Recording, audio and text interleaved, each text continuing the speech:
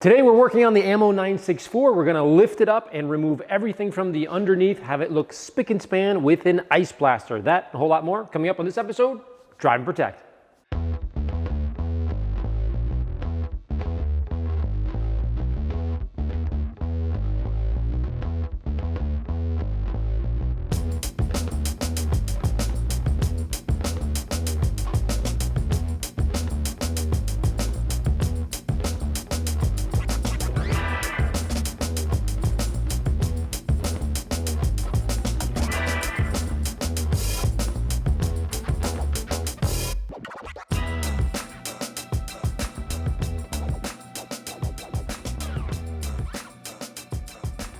So after years of driving and plenty of track days, the underneath has a layer of black grime that has been caked on itself for quite some time, which is of course normal, but it's something that I would rather remove.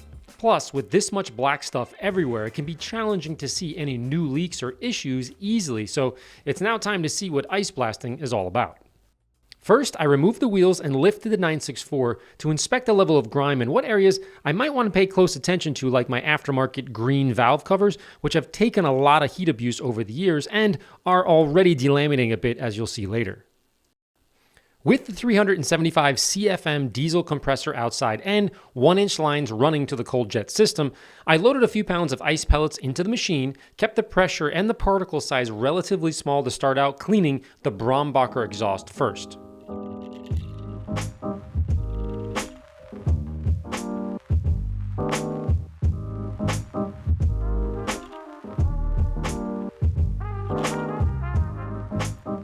So let me be super clear here. I am not an expert at dry ice cleaning, but I will have one in the studio very soon. My goal here is just to learn by making mistakes and figure out if this is even feasible, reasonable, and more importantly, prudent from a professional detailing perspective as yet another service offering like window tints or clear bra coating and now possibly ice blasting.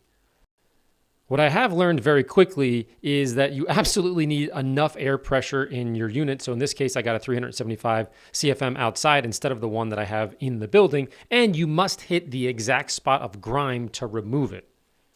Those two random little facts became very clear in the first, day or so of using this machine. You got to have enough power, and whatever you point at is going to be removed, but nothing else. Sort of unlike a power washer that cleans the spot that your nozzle is focused on, but it also kind of cleans the surrounding areas to some degree. Ice blasting, on the other hand, requires you to hit the exact spot with pellets for it to be cleaned, making me quickly realize that the nozzle supplied is not ideal for the tight spots like detailing. Instead, this particular one is used for large areas like walls, but I personally learn faster by failing on my own than just reading about it in a book, so lesson learned. In other words, if you want to do intricate work, you will need an intricate nozzle tip. It's pretty obvious now looking back, but there you go. That is a big thing to learn. Again, we're going to learn about the history of ice blasting, the pros and cons with the expert very soon, but I wanted to have some experience myself so I could ask him 1,000 questions when he's here.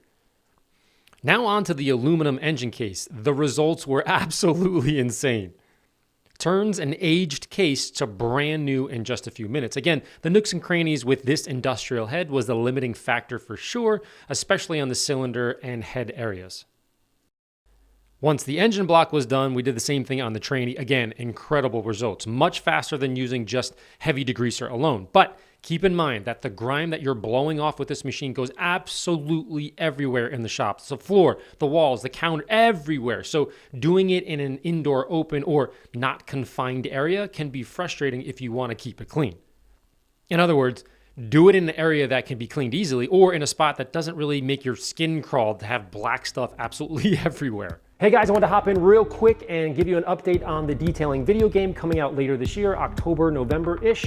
We've been working on one of the detail shops, as you can see right here. It's got everything from a front desk, a waiting area, ammo on the wall. You can see the cars in the background. So these are the type of things that we're working on, different tools and machines, etc. We're also going to be doing another version that is exactly the shop that I'm standing in right now, kind of cool, with a bunch of different cars, exciting upgrades, etc., etc. You guys have to sign up though. At the link below, there's a website called Steam. You go on there, you let everybody know. It's called adding to your wish list.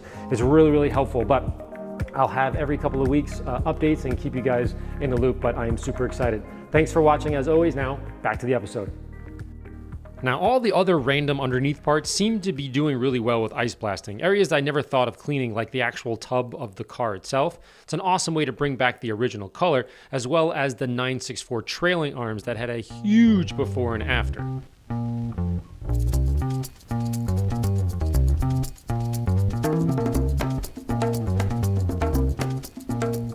If you'll notice here, it also removes stickers really well if you want to. Now, this one in particular wasn't my original sway bar, so the sticker didn't matter to me, so I just blasted it off. Now, the biggest before and after I don't think would have been nearly as easy to do with traditional cleaning methods is the lower control arms, because they're rough or rough-ish to the touch. The black grime was really baked on there, but it was easily removed with the pellets. Same thing with the back of the brake shield. I think this type of cleaning can be valuable to someone who, let's say, is refurbishing a vehicle to sell it. It literally takes years of the driving dirt off the frame, which of course can push someone to take that leap to actually purchase the car. Even with the quick first pass with the bulky nozzle, the before and after is night and day from the driver's side to the passenger side lower control arm. Now, when it comes to the rough underbody, it's just impossible to really clean it well with soap, water, and a brush. There's not a lot of huge results, but it can be beneficial to use the ice blasting here. Certainly not as dramatic, let's say, as the control or the trailing arms, but nonetheless, much better. The ice blaster also worked well on the spacers, the wheels, and of course the suspension components. But keep in mind that everything that you clean has to go somewhere, meaning that the dirt and the grime is getting supersonic blasted into the air so that your walls, your floors, and most importantly, your lungs feel like they're being coated in junk. So don't fool yourself like I did in my once immaculate studio. It is no longer clean.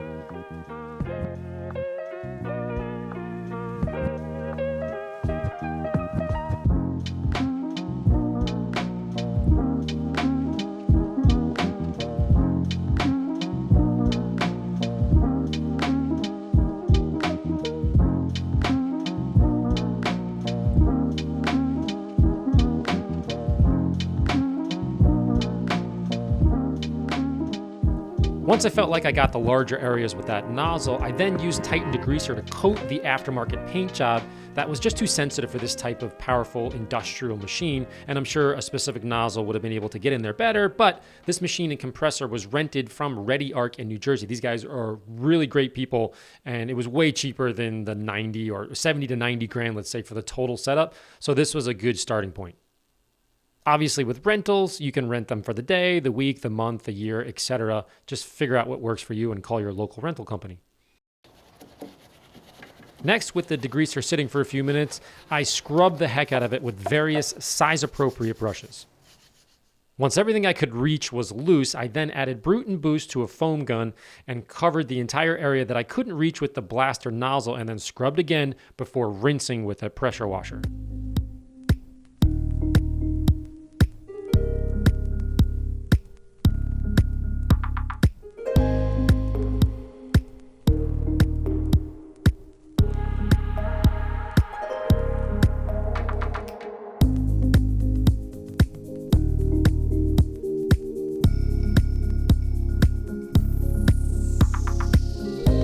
Once done, I used compressed air to dry, and the results were amazing for just about an afternoon of work.